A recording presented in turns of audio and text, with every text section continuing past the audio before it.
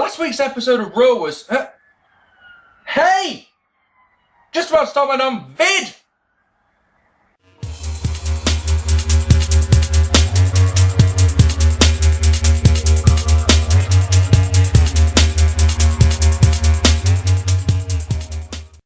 Hello ladies and gentlemen, and welcome to some more Raw thoughts. We're into what? It's almost June. Almost done 6 months of these damn things. Still haven't broken me yet, WWE. Oh, you're gonna have to try better than this.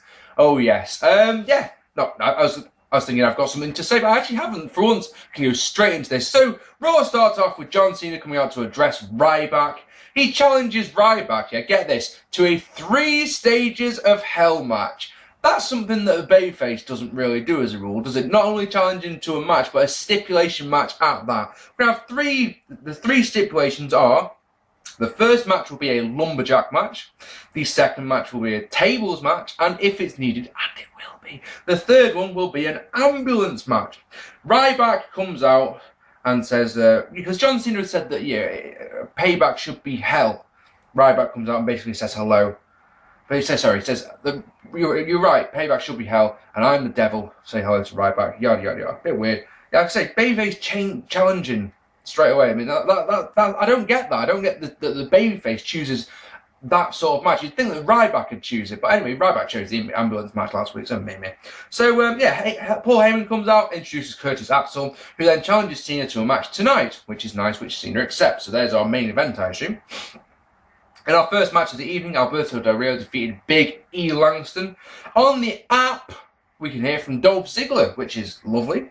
AJ loosens one of the turnbuckle pads, but it backfires as Big E is launched into it by Alberto Del Rio so that he can roll him up for the win. After the match, AJ isn't very happy about this. Turns out, it looks like, after what I said last week, that these two are going to turn on Dolph, looks like I'm very, very wrong, because by the looks of things, a Big E Langston babyface turn is coming from this. Match was alright. In the back, Kane and Daniel Bryan argue. Kane tries to talk to Daniel Bryan. Daniel Bryan isn't having any of it. And then Bret Hart appears and basically says exactly the same thing that Kane had just said. And Daniel Bryan listens to it. It's all very amusing. Happy days. And then Dean Ambrose defeating Kofi Kingston to retain the United States Championship in an alright match. Not as good as their match at Extreme Rules, but it's still a decent one. On the app though, Sheamus talked about the Shield. I mean, Jesus, I have got to get this app. I've just got to. Nasty bump on the ring steps is a highlight for me. Kofi's knocked off the apron, goes face first into the ring steps, and the headlock driver gets the win. And then, as soon as Dean Ambrose has won, Hell No come out for their scheduled match, their rematch for the tag team titles against Dean Ambrose, idiot, against Rollins and Reigns. I'm watching this on Daily Motion today. I didn't get a torrent of this one. So all the adverts have been cut out, but one advert has been left in. Just one. TGI Fridays Jack Daniel's Burger. And you're like, oh, damn you advertising, I want one of those so badly. Like, come on, that's not fair. That's not fair at all. Match is decent length. In fact, it goes twice as long as their match at Extreme Rules, and I enjoyed it. I really enjoyed this one. Daniel Bryan played Goat in Peril for an absolute age until Kane could get the hot tag. They clean house, but then Daniel Bryan and Kane argue in the corner because Daniel Bryan won't get into his corner. He goes for a running dive off the apron and is caught by Roman Reigns. He's sort of caught and then turned into a spear in one motion. That's a really, really nice move. And then a flying knee off the top by Seth Rollins on Kane gets the win and they retain. Good stuff. Miz comes out. If you have the app, you can vote for whether he's going to be the guest referee, the guest ring announcer, or a guest commentator. Now, if I had an app, which I don't, I would have clicked on a ring announcer. Why? Well, think about it. It means that less Miz time. Because if he's in the ring as the guest referee, we have to see lots of Miz time. And if he's out in commentary, we have to have lots of Miz time. But if he's guest ring announcer, he just does the instructions and then sits down. So happy days. But no, 85% of the idiots who've got the WWE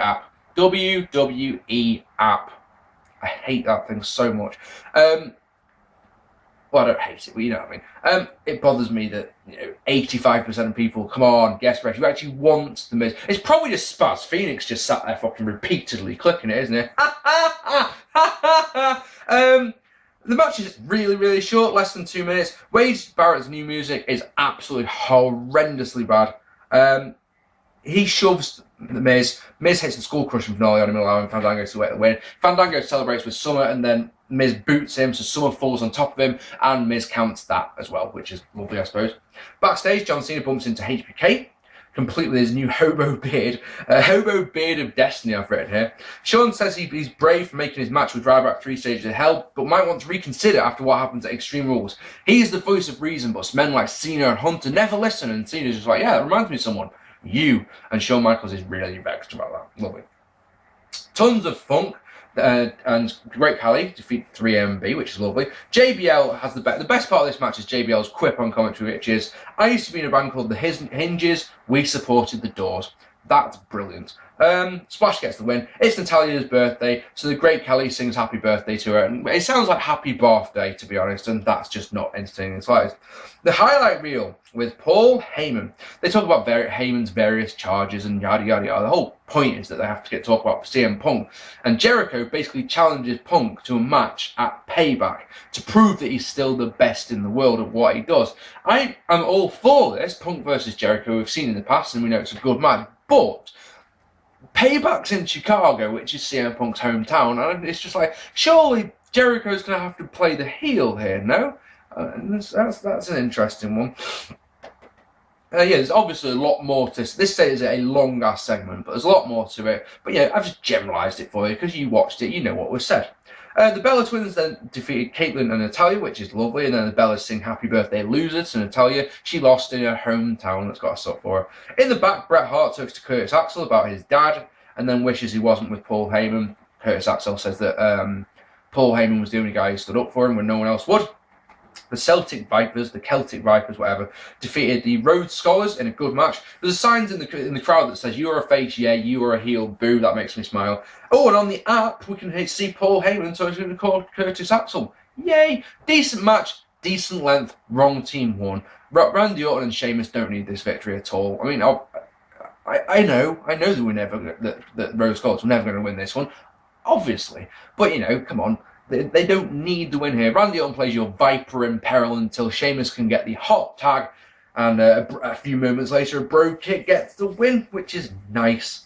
And then in our main event, Curtis Axel defeated John Cena via countout, if you can believe that. A match in the main event, always pleasing me. Axel has a new intro to his entrance music, which I'm sure the marks are all going to moan about. Ooh, changed his music. Apparently, though, the main part of this one for me is that a brawl broke out in the crowd. And so this match went 14 minutes. And I reckon about 5 minutes of that, all the crowd is like creating the next round to see what's happening over here. Apparently, this is what I've read online. Since I finished watching the show, yeah, I went and checked to find out what had happened. And apparently there was 4 guys, and they were getting really, really drunk, and they were causing a scene. Some security guys have gone up there to ask them to calm down or whatever, and one of the guys has lamped one of the security guys, good and proper, big boom. So a big brawl breaks out between the security guys and these 4 guys. So all the crowd aren't watching Cena versus Curtis Axel. They're watching this brawl go to the point where Curtis Axel at one point says in the match, "Pay attention to me," and you're like, no, I don't want to. So yeah, the best part of this match for me was Curtis Axel hitting the perfect plex. That made me mark out legitimately. Of course, John Cena kicked out of it. Why wouldn't he on this guy's first match? You know, in my opinion, that perfect plex should not have happened in this match. If he's going to use the perfect plex as a finisher, which by the looks of things he is going to do, shouldn't have hit it on John Cena of all people, because John Cena will kick out. And then, 14 minutes in, Scott Steiner's music hits. Oh wait, no, it's not. Just an ambulance comes out. So I know I'd used that joke last week, but it works in this context again. An ambulance comes out, and John Cena, because he's a babyface, doesn't think, I'm just going to concentrate on winning this match. Then I'll go and see what the deal with the ambulance is. No, I guess I was like, fuck it, fuck Curtis Axel, I'm going to go and check out the ambulance. Opens the door, no one there. Opens the back doors, no one there. And then predictably, Ryback comes out and attacks him. They brawl up onto the stage, with Ryback looking to throw him through the LED board again. Cena is able to counter out at that. Looks like he's going to go for the AA on the stage. Then they get out of that. And then Ryback, because he's a big, bad fucking heel, walks away. Fuck it, I'm not interested in this. And that was Raw. Couple of good matches, a bit of storyline advancement, but nothing really special and nothing that stands out. And you said nothing that makes me go, God, I really want to watch Payback. Because at the moment, as far as I can tell, it's only the one match been announced. I mean, I don't expect it to be Del Rio versus Dolph Ziggler, if Dolph Ziggler's been medically cleared and everything. Yeah, it was all right. It was an all right episode of what. It wasn't as good as last week, in my opinion, and it wasn't the worst I've ever seen by a long shot. I didn't watch Bret Hart Appreciation Night because I don't have the app. Obviously, hey, there we go. And yeah, that was that. I'm hoping on Thursday. I really want to start a new series. I've said this in the past on Facebook and on Twitter that I really want to start a new series called Wrestling 101, believe it or not. So many people have asked me, when you talk about Wrestling 101 in your vids, will you talk more about it? So what I'm actually doing at the moment in my free time, believe it or not, this is what I'm doing. I'm going through all my old videos on my old channel, trying to find where I say Wrestling 101 says. It's taken me 78 videos to find one, yeah? And the first one that I found I'm really not happy about. So I might do that, I might not. It all depends. I was going to upload the other episode of Cashing In, Marking Out that I've got, but I've decided against that. So, yeah. If not, I'll be back. In fact, I might do a Future Shot predictions video for this Future Shot this weekend. So that'll be fun, won't it? Yeah, what did you think of Raw? Let me know down here. Hit that subscribe button, hit that like button, and leave me a comment. I don't reply to them all, but I read every single one of them. I've been Mark P. Thank you so much for watching. We've had 9,000 views this month, which is absolutely fucking awesome. Absolutely incredible, you guys. So thank you so much for that, and I'll see you all very soon. Take it easy, guys. Comment on vid. That's actually a better intro than I already had planned. Brilliant. I don't ever have emergency service vehicles anymore. Gotta wait for the emergency service vehicle to go now, of course. Fucking lame.